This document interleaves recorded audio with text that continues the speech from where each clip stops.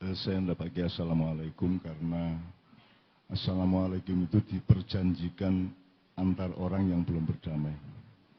Anda sama saya sudah pasti berdamai, jadi sudah pasti Assalamualaikum di dalam diri kita masing-masing.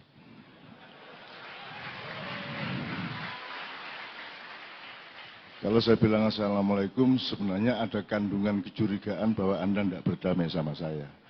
Maka saya perlu bilang Assalamualaikum. Jadi tolong presiden-presiden, gubernur-gubernur, tidak usah ngomong Assalamualaikum, tidak ngerti asal-usulnya bagaimana, untuk apa, dan seterusnya. Nomor 2, sebenarnya uraian Pak Rektor sudah sangat cukup. Kalau saya nambahi, nanti Pak Haidar nambahi, malah nambah perkara dan buka-buka luka yang enggak. Sebenarnya kalau mau konsisten, kalau memang kita dinamis dan benar-benar tadi ya, Al-Jami'ah Al-Islamiyah Al-Indonesia. Jadi sekarang tinggal diskusi kelompok.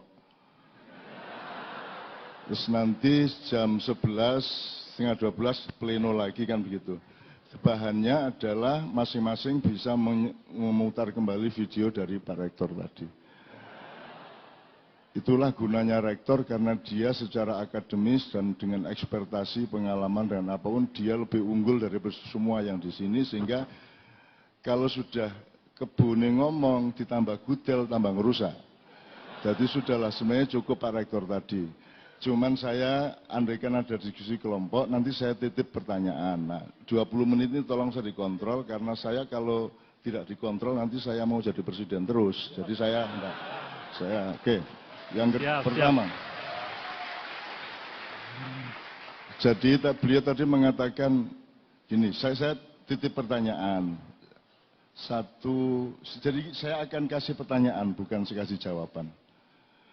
Orang yang mampu menjawab hidup adalah orang yang bisa menemukan pertanyaan-pertanyaan, kan begitu. Yang pertama gini, bagaimana menjelaskan bahwa Tuhan bikin tidak hanya surga tapi juga neraka.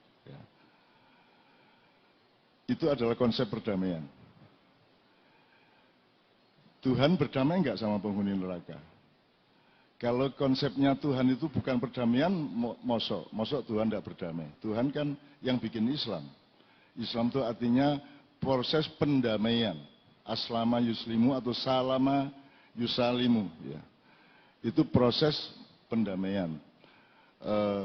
Jadi Tuhan bikin neraka. Harus kita bisa jelaskan dan temukan mindsetnya bahwa neraka itu adalah wujud dari perdamaian Tuhan kepada orang yang tertentu yang berbeda dengan yang dikasih ke surga. Nah, itu kalau tidak bisa dijawab, nanti saya akan tanya rektor berikutnya. Gitu. Kedua, kok Tuhan bikin iblis segala macam itu untuk apa? Terus enak-enak ya. Terus iblis bantah, ngopo lho dadak nggawe menungso barang penggawean ming paten-patenan karo ngrusak kan gitu. Nah, tapi iblis oleh Allah diperkenankan kontrak sampai hari kiamat dan dia dibolehkan melakukan apa saja. Kemudian didata oleh Nabi Muhammad apa saja pekerjaan iblis, yang ditakuti apa, strateginya bagaimana. Nah, Nabi Muhammad itu bisa manggil iblis kapan saja. Ya, terus iblis bisa ditanyain, diwawancarai, dan dia buka semua yang dia lakukan. Jadi pertanyaannya di sini ada dua sub. Yang pertama, kok Tuhan bikin iblis ini, bagaimana menjelaskannya dalam konsep perdamaian kan gitu. Kan ini ngaco ini iblis ini. Orang sido damai iki, orang sido sakinah iki, besengut terus kan gitu kan. Terus tapi iblis yang katanya musuhnya manusia bisa dipanggil oleh Muhammad kapan saja. Dan iblis tidak mungkin manggil Muhammad. Tapi iblis taat kepada Muhammad. Disuruh tanya apa aja jawab. Disuruh datang-datang. Menurut Anda, iblis itu musuhnya Muhammad apa anak buahnya Muhammad? Kalau musuhnya, dia tidak mungkin buka strateginya. Karena dia memang musuh manusia. Dia tidak mungkin mau dipanggil oleh pemimpinnya manusia. Tapi kalau dia sahabatnya, kok fungsinya bertentangan dengan Muhammad. Jadi bagaimana menjelaskannya dalam konsep peradaban perdamaian. Itu saya tanya pada Pak Rektor, yang saya tanya karena pasti tidak ada kesempatan untuk menjawab. Jadi biarkan dia membawa itu pulang. Ketiga, saya tanya, Pak Rektor, saya minta satu ayat nanti setelah acara ini, yang Allah berwahyu kepada Anda itu tolong Kak saya kasih satu ayat aja.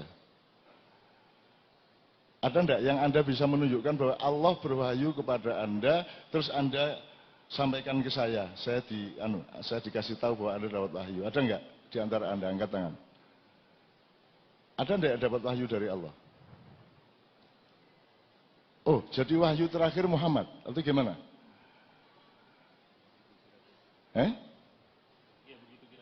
Oh begitu. Oh jadi tidak ada yang dapat wahyu.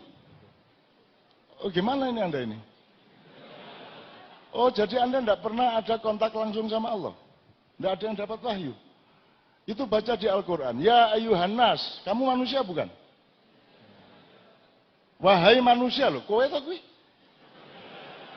Langsung enggak itu Allah berwahyunya?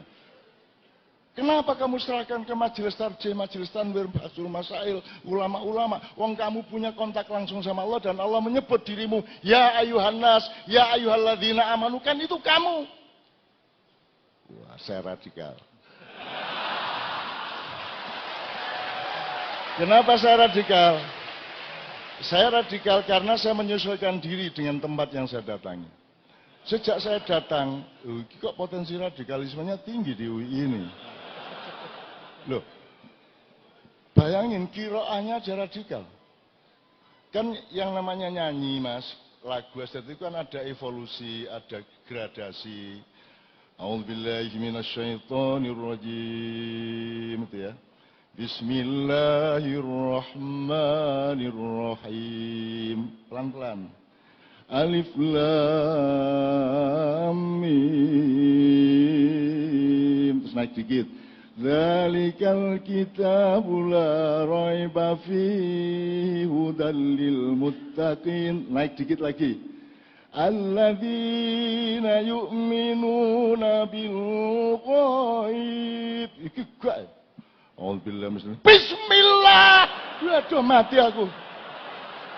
Aduh. Radikal.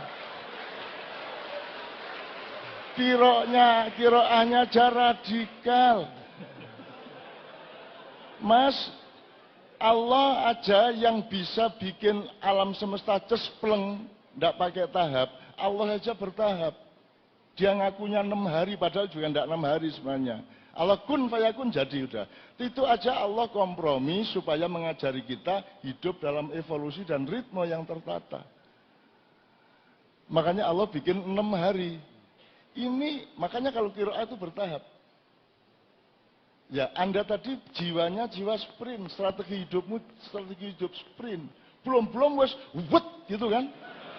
Yang kau entuk 50 meter wes ngene kan, gleyer kan. Anak-anakku, kaum milenial, kaumun akhir, yang Allah sudah menciptakanmu karena bapak-bapakmu itu harusnya mengerjakan yang dia tidak kerjakan, dan dia mengerjakan yang harusnya dia tidak kerjakan, maka engkau dilahirkan oleh Allah di surat Al-Ma'idah nomor 54. Engkaulah itu orang-orang yang dilahirkan oleh Allah, generasi baru yang sekarang menyebut dirinya milenial, orang-orang yang dicintai Allah dan orang-orang yang mencintai Allah. Maka engkau akan terbimbing. Anda jangan pusing terhadap Pilpres bulan April karena itu urusan Pac-Man. Itu badok-badokan mangan iki kan gitu. Itu urusan jangka pendek yang tidak penting-penting amat. Anak milenial harus berpikir faltandur nafsum ma qaddamat lighad dengan skala yang agak lebih panjang. Nanti 2024 harus ada permainan baru, tidak hanya Pac-Man saja. Anda lihat usia presiden yang sekarang, kalau dia tidak jadi, dia susah nanti 24. Kalau yang sekarang mau ingin jadi presiden 2024, dia sudah ketuaan, sudah terlalu tua untuk menyalon lagi 2024. Sehingga nanti ada semacam potensi chaos yang serius, maka Anda tidak boleh berpikir mengenai, tidak boleh menuhankan Pilpres ini sebagai sesuatu yang utama. Karena yang utama bagi Anda adalah menyiapkan permainan baru. Indonesia yang baru, mindset yang baru, pemikiran yang baru, view ke depan yang baru. Faltandur nafsu ma qaddamat lighad, dan Anda akan memulainya tahun 2024-25 ke atas, dan anak-anakku, surat Al-Maidah 56 inilah yang aku tunggu-tunggu untuk memimpin Indonesia yang benar-benar baru. Dan itulah sebabnya aku datang ke sini, tidak untuk rektor dan orang-orang tua dan semua yang seusia dengan saya. Aku datang ke sini untuk anak-anakku, cucu-cucuku yang akan memimpin Indonesia. Oke, ini sudah, kalau saya panjangin jadi pidato kenegaraan, gitu. Jadi mending saya nyicil aja, saya mohon izin. Jadi saya nyicil pertanyaan. Jadi misalnya beliau tadi mengatakan udkhulu fis silmi kafah. Sekarang tanya sama Pak Rektor. Kenapa sih Tuhan kok nggak terang-terangan aja kalau Islam itu memang agama perdamaian? Kok Allah nggak ngomongnya udkhulu fil islami kafah? Kenapa kok silmi? Ojo imbas-imbis to, cetha Islam ngono lho. Oh, tapi dia bilang lho, ora kok karepku pancen silmi kok, kata Tuhan gitu. So what is it silmi? What is different between silmi wal Islam? Ini bukan saya yang jawab, Pak Rektor yang dia menjawab. Wani dadi rektor, wani ngatasi masalah, kan begitu. Ya, Pak. Kenapa silmi? Ma makna silmi? Limadha la yaqul udkhulu fil islami kafah? Tegas. Kenapa kok fil silmi? Pasti ada satuan yang berbeda, ada padatan atau lembutan yang berbeda, ada literan atau meteran yang berbeda antara silmi dengan Islam. Itu pertanyaan. Pokoknya tak takoni. Termasuk tadi yang radikal tadi. Anak-anak muda, kamu jangan sprint. Sprintnya nanti untuk April enggak apa-apa. Tapi untuk masa depanmu kamu harus maraton. Harus maraton nyetelnya. Gurung-gurung kok bismillah, waduh. Kamu sebentar aja loyo kamu. Ejakulasi dini bangsa Indonesia. Iya Mas ya? Berpikir panjang, berpikir panjang. Dan kalau berpikir panjang, nanti strateginya berbeda. Kalau Anda lari sprint, itu enggak usah mikir nafas, enggak usah mikir apa-apa, lari gitu aja. Itu kalau sprint. Tapi kalau Anda maraton, Anda harus punya strategi, harus punya teknik, harus punya metodologi. Misalnya, ritme kaki Anda tidak boleh sama dengan ritme nafas Anda. Nah, begitu kalau dalam tentara ada infanteri, ada kavaleri, ada artileri, dan seterusnya. Pasukan itu tidak hanya yang kelihatan, tidak semua prajurit ada di dalam pasukan. Tafadhol, tafadhol, alhamdulillah. Selamat datang Tepuk tangan kepada semuanya, teman sekalian. Ya. Ketua Pimpinan Pusat Muhammadiyah, Dr. Haidar Nasir, silakan Pak. Saya sedang menghimpun pertanyaan Pak Haidar kepada Pak Rektor. Kalau tidak bisa menjawab, nanti tolong dipertimbangkan kembali ya, direkturnya berikutnya ya. Oke, saya himpun karena waktu saya tinggal sedikit. Saya himpun pertanyaan benar-benar. Yang untuk anak-anak milenial sudah sangat jelas. Anda harus berpikir panjang. Korea itu ngomong bangsa dan negaranya itu skalanya sampai 300 tahun, tidak hanya 80 tahun. Sekarang kita punya 2045-2085, Anda harus berpikir lebih panjang lagi. Anda harus berpikir bahwa hidup itu abadi, tidak sementara. Anda segera mengalami transformasi dari dunia biologi dan fisika menuju satu satuan yang berbeda, dimulai dari Anda ketemu Mungkar Nakir. Kemudian Anda hidup fil jannati adnin tajri min tahdil anharu kholidina fiha abada. 2 kali keabadian dengan 4 provinsi surga. Anda harus berpikirnya sangat panjang. Oke, saya urut aja Mas ya Pak. Tadi barusan ngomong tentang kiroah radikal namanya Pak tadi Pak ya. Soalnya Batak dia Pak, Batak. Wow, nek Jawa luwe halus Batak, wah radikal wis. Untung nggak ada yang sakit jantung. Bismillah buanter banget tadi bala udzubillah. Oke, sekarang kita ke judul Mas. Ini judul ini kan luas banget ini, nggak bisa Anda 2 jam membereskan. Ini terlalu luas, akhirnya kita jadi basa-basi loh kalau kita nggak serius loh. Sekarang gini, kan dalam satu peristiwa, dalam satuan sejarah selalu ada subjek, ada objek, ada predikat, gitu ya, atau apapun ya dalam bahasa Indonesia. Sekarang saya tanya, pertama, kalau judulnya Islam, kebangsaan, dan perdamaian, kenapa di atasnya bukan dialog keislaman? Kok yang dipilih dialog kebangsaan? Kenapa bukan dialog perdamaian? Ini cara berpikirnya bagaimana? Ini saya nggak nyalain, saya cuma tanya, inget enggak yang bikin ini? Punya kesadaran enggak terhadap pilihan ini? Apa waton wae lah, biasanya ngono kuwi kan gitu, template. Oke ya. Kenapa di atasnya bukan dialog perdamaian? Toh tujuan utamanya, goalnya adalah perdamaian. Why don't you put perdamaian sebagai judul utama, dialog perdamaian, gitu kan? Oke, itu pertama. Tadi saya nggak nyalain pokoknya, kowe kelingan lho ra to? Gitu. Janjane kelingan lho ra, gawe iki waton apa? Gitu ya. Dua. Islam tadi saya sudah tanya Pak Rektor waktu kita. Islam di sini maksudnya subjek apa sifat apa mesinnya atau apa? Menurut beliau bisa kedua-duanya loh, enggak bisa. Harus cetha subjeknya apa mesinnya atau alatnya. Ya. Jadi kalau perdamaian jelas tujuannya. Kebangsaan satuan subjeknya, yaitu bangsa. Karena nanti ada bangsa, ada rakyat, ada negara, ada umat, ada individu, ada kelompok, ada milisi, ada ormas, segala macam. Itu kan satuan-satuan yang berbeda-beda. Nah, maksud Anda bangsa ini apa? Itu. Ini kalau diterusin kan harus seminar 3 hari, Pak. Ya gimana kita nih Pak Haidar? Kita dulu meneng-meneng dijajah, setelah itu jadi Indonesia kan bukan maunya kita. Terus kita pisah sama Brunei, kita menjadi negara yang berbeda dengan Malaysia. Padahal kita sama dengan mereka, budayanya semuanya. Tiba-tiba kita menjadi orang asing yang tidak sebangsa. Dan itu semua bukan karena kita mau, tapi karena kita dijajah Belanda, Inggris, dan lain-lain. Jadi sesungguhnya Indonesia ini adalah anak jadah dari penjajahan. Jane rano Indonesia, aslinya kan gitu, ngaku aja, rano aslinya.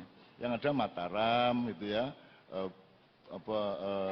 Keraton Ternate, Keraton Solo, kan begitu yang ada, dan seterusnya. Ini juga mengandung masalah sangat banyak. Oke, tapi tidak apa-apa. Judul ini kita lihat itikat baiknya aja. Kalau pertanggungjawaban akademis dan metodologisnya tidak apa-apa lah. Indonesia juga tidak ngerti juga metodologi ki apa janjane Surabaya watone aku badi piro ngono lah gitu kan. Gitu. Berikutnya. Mas, ini nggak mungkin dicapai. Ini berat sekali. Jadi saya menulis di sini. Ini sangat berat karena Anda berani jadi Ismail Ibrahim enggak?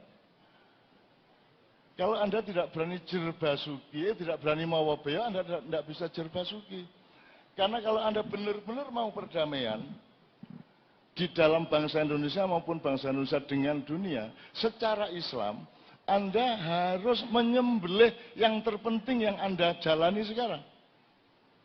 Karena sekarang bukan Islam yang bekerja di dunia, meskipun identitas orang Islam makin banyak, tapi yang bekerja, thorikohnya, syariatnya, sabilnya, sirotnya, bukan Islam. Bukan Islam sama sekali. Yang berjalan ini bukan Islam di dunia ini. Kita hanya identitas yang dimaksud Pak Rektor tadi, Islam meningkat itu kan mengidentitas. Dan sekarang orang sekarang menyangka Nabi Musa bukan Muslim kok. Nabi Adam bukan Muslim. No identitas saja kita bingung kok. Jibril Muslim bukan? Gunung Muslim apa bukan? Bingung juga kita. Jadi aku itu tunggu yu tenang dalam dunia ini. Janjane piye to kowe iki lele. Loh. Oke. Aduh saya menghindar untuk menjelaskan.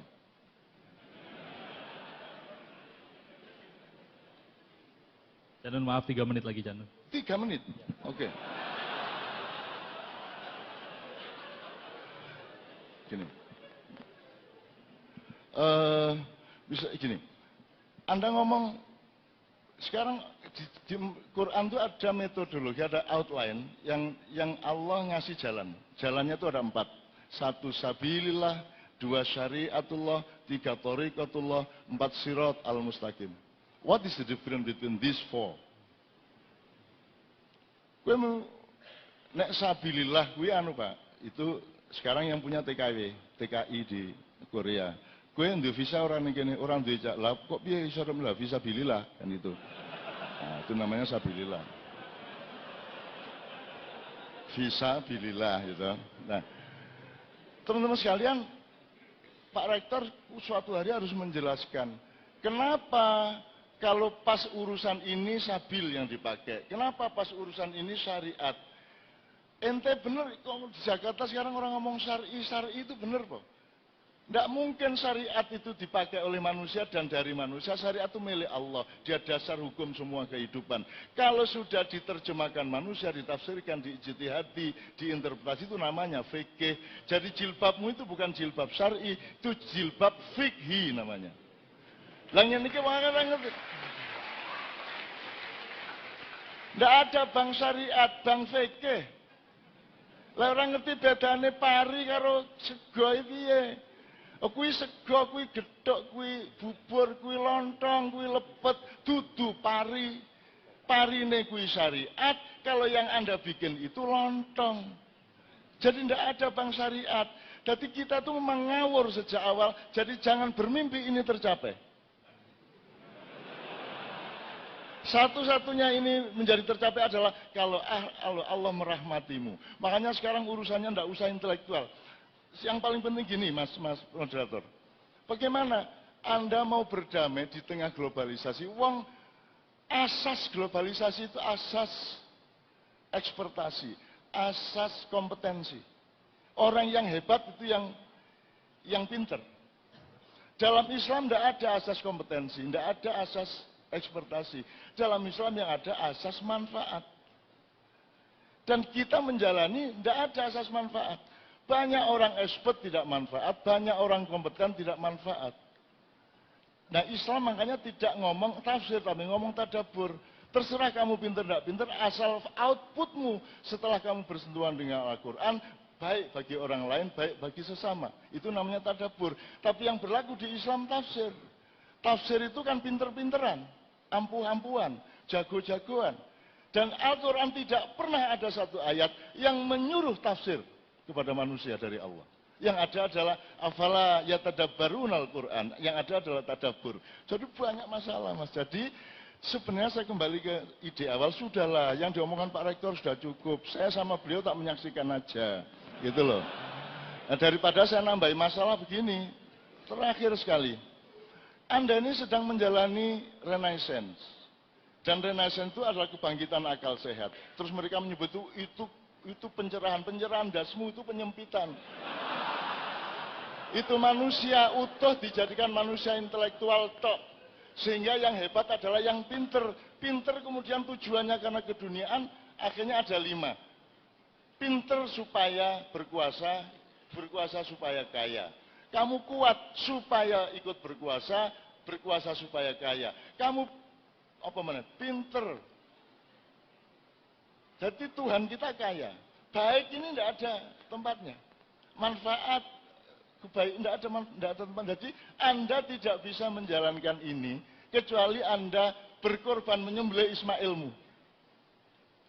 Nah, kalau Anda menyembelih Ismail di seluruh Indonesia tidak bisa. Tapi untuk Anda pribadi bisa, keluarga Anda bisa, Muhammadiyah bisa. Muhammadiyah punya Islam beneran yang asasnya manfaat, bukan asas kompetensi. Jadi memilih ketua Muhammadiyah tidak berdasarkan profesor doktornya, tapi berdasarkan integritas dan bukti-bukti manfaatnya secara dengan umat selama beliau hidup kan begitu. Ini tak terus kira sudah diskusi. Saya akhiri, saya masih ada beberapa pertanyaan tapi saya tunda kalau nanti ada waktu. Saya mohon izin dan mohon doa kepada sahabat saya Pak Haidar. Saya tugasnya ke sini memang untuk ngaco supaya orang tidak tidur lelap karena ini tugas sangat berat, luar biasa berat gitu ya. Assalamualaikum. Enggak pakai nih. Ya.